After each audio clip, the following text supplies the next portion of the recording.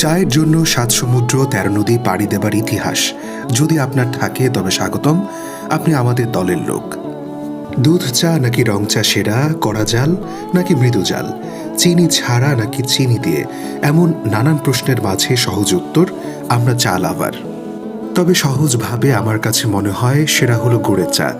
ভালো গুড় খুঁজে পাওয়া খুবই মুশকিলের বিষয়, তাই চায়ের পাশাপাশি ভালো গুড় আমি হাটে খুঁজি, বাজারে খুঁজি, সারা বাংলাদেশে খুঁজি।